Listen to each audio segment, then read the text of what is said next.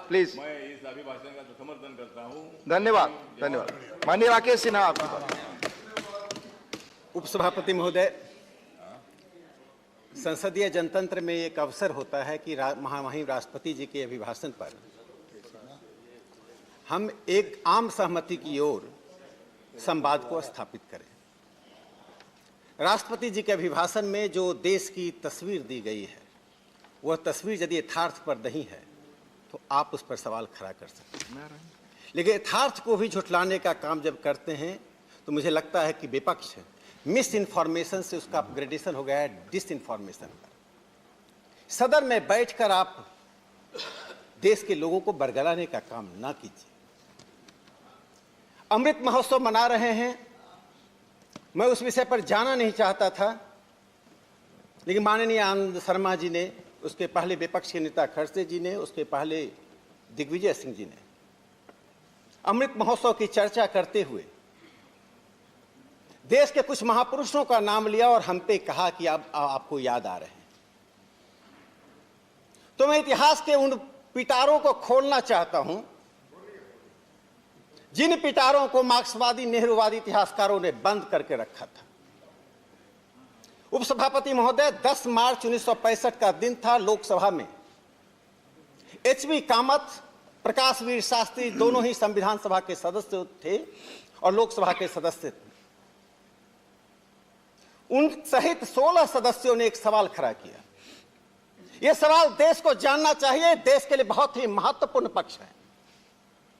चूंकि जो hegemony history में स्थापित की गई थी, उसका काउंटर हेजेमनी रचनात्मक रूप से कैसे शुरू हो रहा है, यह इसका दास्तान बताता है। 10 मार्च 1965 के 16 सदस्यों के सवाल में था कि देश की राजधानी दिल्ली में महात्मा गांधी और सुभाष चंद्र बोस के स्टैच्यू को लगाने के लिए सरकार ने क्या फैसला किया है। उस वक्त के गृह मंत्री गुलजारी लाल नंदा जी ने उसका जवाब देते हुए कहा कि हमने महात्मा गांधी के स्टैच्यू को लगाने का फैसला किया।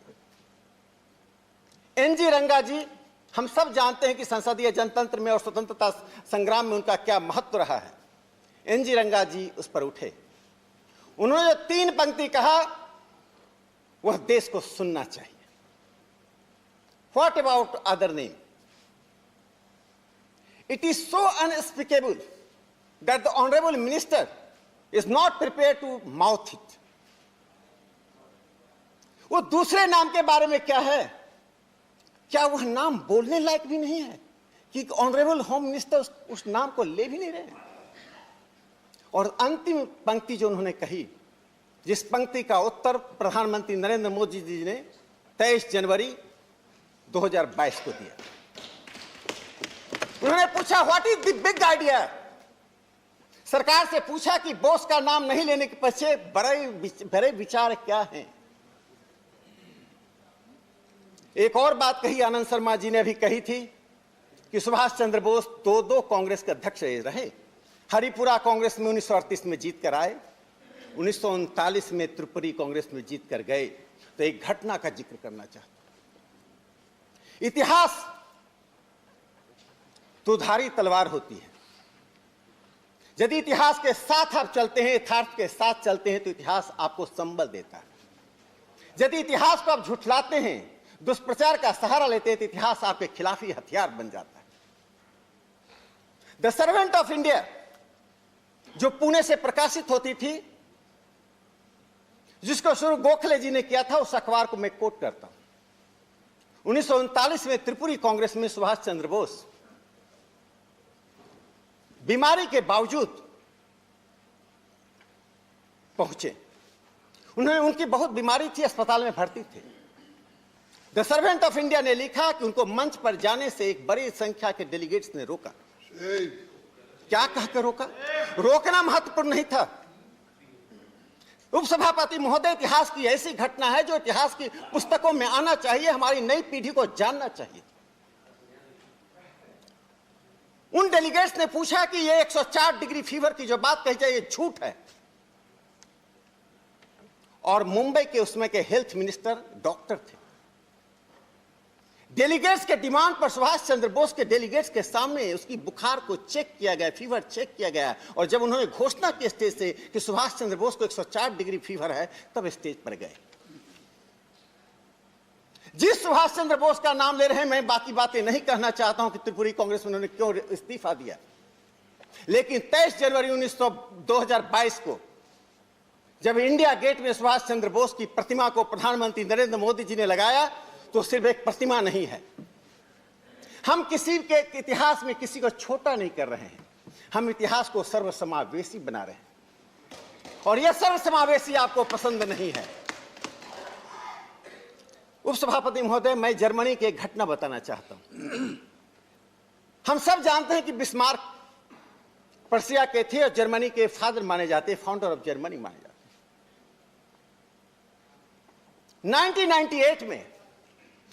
1898 में बिस्मार्क की मृत्यु होती है, जुलाई 1898 में। बिस्मार्क को स्टेट फ्यूनरल नहीं दिया गया। उनके टॉम पर जो पंक्ति लिखी गई, Bismarck a loyal German servant of Kjær Wilhelm I, not 2। जब देश का समाज विखंडित होता है, फ्रैक्चर्ड होता है, तो हमारे महापुरुष भी बट जाते हैं।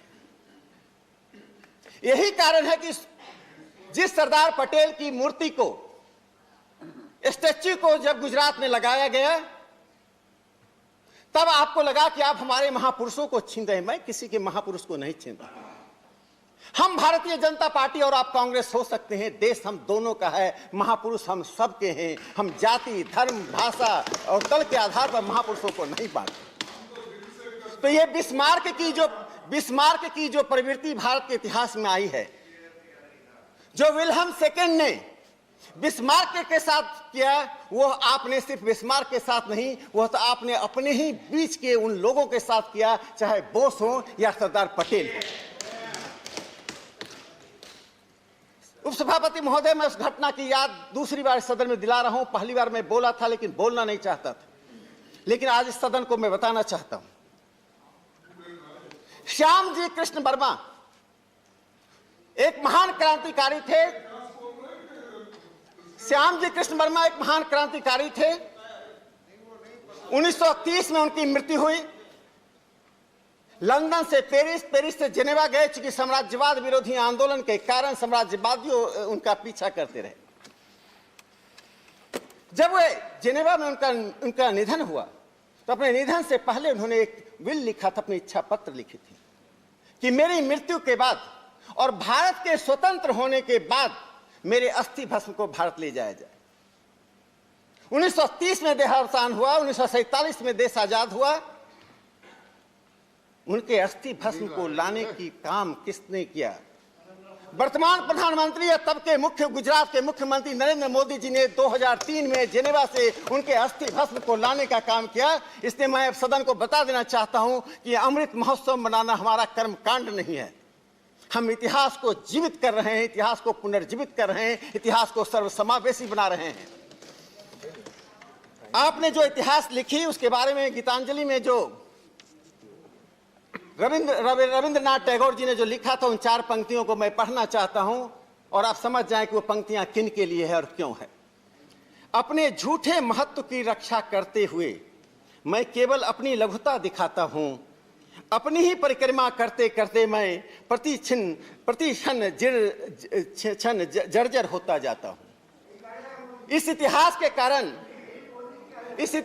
कारण कौन जर्जर हो रहा है, कौन अपनी परिक्रमा करता रहा इतिहास में। आज हम इतिहास को बदल रहे हैं और नरेंद्र मोदी जी अमृत महोत्सव मनाकर उस आधिपत्यवादी इतिहास में एक महत्वपूर्ण सुधार की ओर कदम बढ़ा चुके हैं।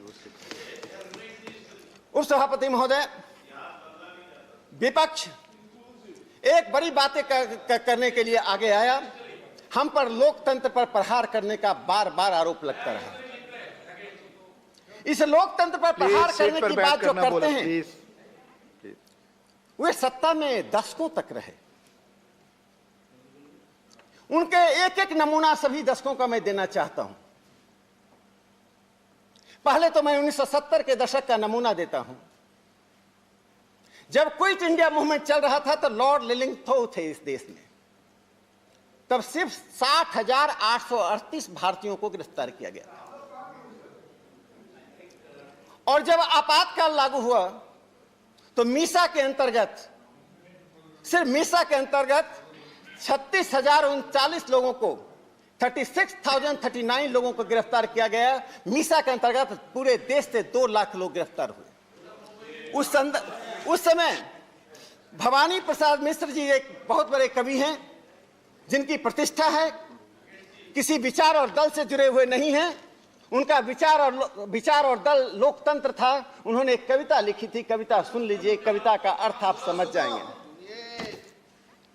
बहुत नहीं सिर्फ 4 कौवे थे काले, बहुत नहीं सिर्फ 4 कौवे थे काले, उन्होंने तय किया सारे उड़ान उड़ने वाले, उनके ढंग से उड़े, रुके खाएं और गाएं, वे जिसको त्योहार कहें उसे मनाएं। कभी कभी जादू हो जाता है दुनिया में, दुनिया भर के गुण देखते हैं अगुनिया में। ये अगुनिये 4 सरताज हो गए, इनके नौकर चील गीदर बाज हो गए। एक भारत के साहित्यकार ने आपातकाल की परिस्थितियों का जिक्र करते हुए जो कहा, वो चील गीदर बाज किसे कहा, वे 4 कौवे काले कौवे किसे कहा, इतिहास में अपना आत्मालोचन कीजिए। आपातकाल से पहले 70 से के बाद 80 के दशक में राजीव गांधी जी प्रधानमंत्री हुए। उनके प्रति मेरा आदर का भाव है, लेकिन 1988 में एंटी डिफेमेशन बिल लाने के पीछे उद्देश्य क्या था? पूरा देश, उपसभापति महोदय, आप समाजवादी विचारधारा से आते हैं, आप एक समाज के एक बड़े स्तंभ के रूप में आपने अपने जीवन में काम किया। संभवतः 1988 में आपने भी उसके खिलाफ आवाज उठाई थी, उठाई ही होगी। इस देश एक साथ खड़ा हो गया। एंटी डिफेमेशन लॉ के द्वारा हिंदुस्तान के तमाम प्रेस को एक पिंजरे में बंद करने की साजिश थी। उसी दौरान बिहार में मुख्यमंत्री जब जगन्नाथ मिश्रा जी थे तो उन्होंने बिहार प्रेस बिल लाने का काम किया। दोनों को भारत की जनता ने अपनी ताकत से बाध्य कर दिया सरकार को वापस लेने के लिए। 80 के दशक के पहले, 60 के दशक में जब आप थे, गौहत्या विरोधी आंदोलन चल रहा था। गौहत्या विरोधी आंदोलन के समय में शंकराचार्य स्वामी, प्लीज सीट पर बैठ कर ना बोले प्लीज। माननीय एलओपी कुछ कहना चाहते हैं? राकेश जी, माननीय एलओपी। इंटरफेयर नहीं होना चाहता था, प्लीज। मैं इंटरफेयर नहीं होना चाहता था, तो मैं ये सुनना चाहता था कि प्रेसिडेंट ऑफ इंडिया के अभिभाषण पर वो रोशनी डालेंगे। लेकिन मुझे ये मालूम नहीं था कि कांग्रेस का इतिहास पढ़ के ये सेमिनार में बोले जैसा यहाँ बोलेंगे। उसके लिए हम उत्तर देंगे अलग से। और आपने ये क्या किया है, आपकी सरकार क्या की है, उसके बारे में बोलिए। जहां तक आपने वल्लभ भाई पटेल की बात की, सबसे पहले अगर स्टैचू लगाई, हम गुलबर्ग में लगाई है, पूछिए यहाँ पर। सुनिए, देखिए सर, अगर व्यक्तिगत जाएंगे, अगर बहुत इनको ध्यान है तो हमारे कहीं अगर कॉन्फ्रेंस होते हैं तो उस सेमिनार में बुलाएंगे इनको, वहां पर ये अपना लेक्चर दें। मेरा सभी माननीय सदस्यों से आग्रह है कि बोलते वक्त आप ध्यान रखें और एक दूसरे को धैर्य से सुने और वैसा ही बोलें जो एक दूसरे की बात सुनने का आप में क्षमता है। प्लीज देखिए, उपसभापति महोदय, राकेश जी, मैंने 50 और 60 के दशकों का लोकसभा और राज्यसभा का पूरा विमर्श पढ़ा है। एक से एक आलोचनाएं हुई है, किसी ने एक पर आवाज नहीं उठाई है। संसदीय जनतंत्र में सदस्य को अपने अनुसार बोलने का मौका, अवसर होता है। कृपया उसका गला मत घोटिए। आपको आदत है संसदीय जनतंत्र का गला घोटने का, सदन से बाहर और सदन के भीतर। Please address the chair. Please आप चेयर को एड्रेस करिए, अपनी बात करिए। सभापति महोदय, विपक्ष के नेता ने और आनंद शर्मा जी दोनों ने चीन की बात कही थी। मैं थोड़ा सा प्रकाश डालना चाहता हूं। 2008 में कांग्रेस पार्टी के नेता राहुल गांधी और चीन में कम्युनिस्ट पार्टी के नेता शी जिनपिंग ने सुनो भाई, सुनो।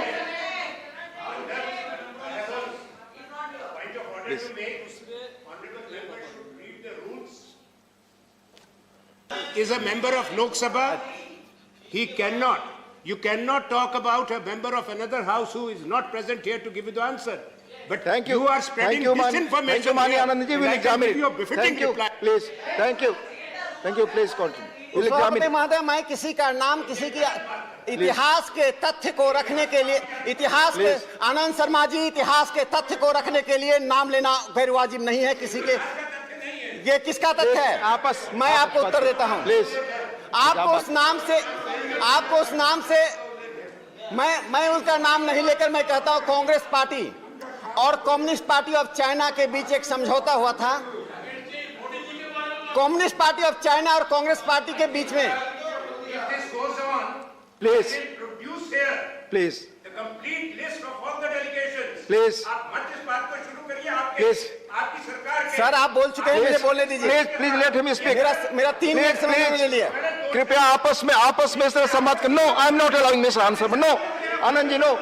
Mister Rakesh Sinha, please conclude. Sir आप ही की बात रिकॉर्ड पे जा रही है, आप बोले। सर 3 मिनट समय ले लिया। आपकी बात रिकॉर्ड पे जा रही है, आप बोले। आप बोले। उप सभापति महोदय, अगर आप लोग आपस में बात देश करेंगे, के सामने से आप प्लीज, उस तथ्य को झुटलाना चाहते हैं, मैं आप सबसे बताना चाहते निवेदन हैं, कर रहा हूं, वो प्लीज। न छिपेगा न प्लीज। छिपाया जा सकता है। 2008 में कांग्रेस पार्टी और चाइनीज कम्युनिस्ट पार्टी के बीच एक समझौता हुआ। आप आदान प्रदान के लिए, यदि चीन शत्रुता कर रहा है तो आपने उस समझौता को कब तोड़ा, पूरे देश को बताइए। पूरे देश को बताइए। 2008 में समझौता हुआ था, रिटन एग्रीमेंट हुआ था बीजिंग में बैठकर। आप आपस में संवाद मत करिए। आप एड्रेस सभापति महोदय, मैंने आज तक कांग्रेस पार्टी के मैनिफेस्टो में यह शब्द नहीं देखा कि 1962 में 48,000 वर्ग किलोमीटर जमीन चीन ने जो ली थी, जिसका मैं कहता हूं देश न हारी, फौज न हारी, हारी थी सरकार हमारी 1962 में। वो 48,000 वर्ग किलोमीटर के बारे में आपने मैनिफेस्टो में कब चर्चा की, आप देश को बताइए। I mean, it has been clearly mentioned, we have been listening to the speeches of honorable members quite patiently, and repeatedly there are interruptions from certain members. Sir, you will have to exert your power, sir. I mean, this cannot go in this way. We are here for a serious debate, sir. माननीय विनय सहस्त्रबुद्धे जी, 235 to say please. that while the council is in sitting, a member shall not interrupt any member while speaking by disorderly expression of noises or any thank you other Vinay disorderly ji. manner. Please, मेरा सभी माननीय सदस्यों से शुरू के दिन से यह आग्रह है, इधर उधर और बीच के सभी लोगों से आग्रह है कि कृपया इस रूल का, राज्यसभा के अदर रूल्स का पालन करें। प्लीज। माननीय राकेश जी, आपका टाइम खत्म होने वाला है, आप प्लीज कंक्लूड। हाँ, आप बोले प्लीज। विदेश नीति के संदर्भ में मैं एक बात और कहना चाहता हूं। हम सभी दल इस देश के लिए हैं, कोई भी दल इस देश का शत्रु नहीं है, लेकिन हम सभी दलों को यह सोचना चाहिए कि एक शब्द बोलने में, एक शब्द उद्धृत करने में इस देश की संप्रभुता पर क्या असर होता है। 8 मई 2021 को, ये तो 2008 की मैं बात बताई तो विपक्ष में तिलमिलाहट हो गई। 8 मई 2020 को लैंसेट एक पत्रिका है, 175 साल पुरानी पत्रिका है, मेडिकल की एक प्रतिष्ठित पत्रिका है, लेकिन 2002 से उसमें परिवर्तन हुआ। लैंसेट के एक एडिटोरियल को कांग्रेस ने ट्वीट किया। उस लैंसेट में भारत में कोविड को लेकर जो प्रयास चल रहा था उस पर तीखी आलोचना की गई थी, सरकार को टारगेट किया गया था। आपको अधिकार था, लैंसेट को उद्धृत करना कोई बुरी बात नहीं है, लेकिन आपको उसका इतिहास कुरेदना चाहिए। पार्टी सेक्रेटेरिएट को देखना चाहिए कि लैंसेट क्या है। सिर्फ मेडिकल की पत्रिका है। 2010 में चीन ने $100 मिलियन का इन्वेस्टमेंट लैंसेट पत्रिका में किया। उसकी साउथ एशिया के एडिटर हेलेना वांग बनी, जो चीन की हैं। वे हेलेना वांग एडिटोरियल लिखती हैं। चीन की नागरिक, चीन का पैसा लैंसेट को राजनीतिक रूप दे रहा है। ये लैंसेट वही पत्रिका है, उपसभापति महोदय, जो चीन के उस उपक्रम को जो बेल्ट एंड रोड इनिशिएटिव है, जो 65 देशों में चीन प्रवेश करके उसके 70% ऊर्जा पर कब्जा करना चाहता है, उस लैंसेट को आप उद्धृत करते हैं। अरे मोदी जी की आलोचना करनी है तो बहुत से अवसर हैं, बहुत सी बातें हैं, इसके लिए लैंसेट के पास जाने के लिए क्या जरूरत है? तो जो आप हमारी सरकार को कहना चाहते हैं चीन के ऊपर, आप चीन को प्रत्यक्ष और अप्रत्यक्ष रूप से चीन के गोद में जाकर बैठ जाते हैं और चीन के प्रोपेगेंडा मैकेनिज्म बन जाते हैं। ऐसा मत कीजिए। सभापति महोदय, भाई रघुवीर का नाम आपने सुना होगा। 1959-60 में उन्होंने कांग्रेस से इस्तीफा इसलिए दिया था कि नेहरू जी की चीन की नीति से असहमत थे। भारतीय जनसंघ ने उनको अध्यक्ष बनाया। चीन क्या दुनिया का कोई भी देश 1 इंच भूमि भारत का कब्जा नहीं कर सकता है। जहां नरेंद्र मोदी जी की सरकार है, नरेंद्र मोदी जी का महत्व सिर्फ इस देश के लिए नहीं है। पहली बार हमारी विदेश नीति में मोदी जी 2014 में जापान सीट गए। पर बैठ करना बोले, प्लीज सीट पर बैठ करना जापान में बोले। 1 सितंबर 2014 को उन्होंने भाषण देते हुए कहा कि days of expansionism has ended, विस्तारवाद का युग समाप्त हो चुका है। 3 जुलाई 2020 को वे भारत चीन सीमा पर जाकर उन्होंने ललकारा कि विस्तारवाद का युग नहीं, विकास का युग है। आज नरेंद्र मोदी जी की इस नीति के कारण, इस हस्तक्षेप के कारण दुनिया के चाहे बाइडेन हो, मैक्रोन हो, जॉनसन हो, मॉरिसन हो, आज कोई भी नेता नरेंद्र मोदी जी की चाहे क्लाइमेट हो या चीन हो, उनके महत्व को समझता है। भारत के इस बढ़ते हुए महत्व से आपको प्रसन्नता होनी चाहिए, लेकिन ये मोदी विरोध आपको इतना अंधा कर चुका है कि आप सत्य से भी बाहर जा रहे हैं। सभापति महोदय, कांग्रेस जब अपनी बात रखती है तो शहीदों की सीमाएं 3-4 लोगों तक रुक जाती हैं। अरे भगवान बिरसा मुंडा को याद कर लेते। जिस बिरसा मुंडा के नाम पर जनजातीय गौरव दिवस की उन्होंने घोषणा की, वो बिरसा मुंडा ना आज के समकालीन भारत के किसी राजनीति, किसी विचारधारा के नहीं, वो भारत की विचारधारा के हिस्से रहे थे। उनको इतने सालों तक आपने कहां रखा था? आपके समर्थन से जो सरकार चल रही है झारखंड में, उपसभापति महोदय आप उसी झारखंड से आते हैं। हॉफमैन की स्टैच्यू को लगा कर रखा है। आपकी हिम्मत है तो अपनी सरकार को कहिए हॉफमैन के स्टैच्यू को हटाए। जो हॉफमैन बिरसा मुंडा को मारना चाहता है, बिरसा मुंडा जी ने उस पर तीर चलाया, वो बच गया। उस बिरसा मुंडा के जान के पीछे पड़े हुए एक अंग्रेज के स्टैच्यू को आप झारखंड में लगाकर आप बिरसा मुंडा के बारे में बोलने का नैतिक अधिकार नहीं रखते। शहादत की सीमाओं को आप 3-4 लोगों तक मत मांगिए। गुरु तेग बहादुर जी का प्रकाश पर्व है। गुरु तेग बहादुर की शहादत क्यों हुई? आपकी हिम्मत है तो प्रकाश डालिए इस पर। शहादत का कारण कौन थे? शहादत का कारण क्या था? शहादत उन्होंने क्यों दी? आपकी हिम्मत नहीं है इस पर प्रकाश डालने की, जिससे आपकी सर्व धर्मनिरपेक्षता इससे कलई खुल जाती है। जब वीर बाल दिवस की घोषणा हुई, क्या शहादत इतिहास में उन 3 लोगों तक महिमा मंडित करने के लिए रखे? जब वीर बाल दिवस की घोषणा हुई तो शाहजादा फतेह सिंह जी, शाहजादा जोरावर सिंह जी, इनके नामों का यदि देश महिमा मंडन करता, इनके नामों को इतिहास की किताब से अपने बाहर रखकर किसकी सेवा की थी, किस प्रकार का इतिहास पढ़ाना चाहते थे? इसलिए जो अमृत महोत्सव मनाया जा रहा है वो अमृत महोत्सव कोई सामान्य नहीं है। इस अमृत महोत्सव में हम कश्मीर से लेकर कन्याकुमारी तक, चाहे उदा देवी एक दलित स्वतंत्रता सेनानी हो या जोरावर सिंह जी हो, सबके महत्व को हम स्वीकार कर रहे हैं। मैं अंतिम बात कहकर अपनी बात समाप्त करूंगा। माननीय राकेश जी कंक्लूड करिए। बस कंक्लूड कर रहा हूं। कंक्लूड करिए। उपसभापति महोदय, प्लीज कंक्लूड। उपसभापति महोदय, ये सब्सिडी से लेकर सड़क तक आप आंकड़े देख जाइए। कितनी हाईवेज आप छोड़कर गए थे 2014 से पहले, कितना हाईवे बन गया, कितना किसानों के पास डिजिटल ट्रांसफर से आप देते थे, कितना हम दे रहे हैं। तो हम जब मोदी जी कहते हैं सबका साथ, सबका विकास, सबका विश्वास, तो उसके पीछे जो 2 बातें हैं मैं बताना चाहता हूं कि एक तमिल कवि ने कहा था, यधुम ओरे एवरी रूम के लिए इसका every village is my village, every one is my relative, ये सबका साथ सबका विश्वास है। और नरेंद्र मोदी जी का जो विरोध 2001 से लगातार आप करते आ रहे हैं, क्या नहीं कहा, सदन हो या सदन से बाहर हो, चाहे महामहिम राष्ट्रपति का अभिभाषण हो या कोई सभा हो, जिन शब्दों का बड़े से लेकर छोटे नेता तक उपयोग करते हैं, लेकिन मोदी जी निवात निष्कंप म्यू प्रदीपम, he is like steady flame in an airless place. आपकी उन तरह की अत्यात्मक आलोचनाओं से कुछ बिगड़ता नहीं है। बस एक मिनट में समाप्त करता हूं। उस सभापति महोदय, संसदीय जनतंत्र में, इन parliamentary democracy, we are the people who constitute the nation. While constituting the nation, we are different ingredients of different color. That does not mean degrading the constitutional authorities.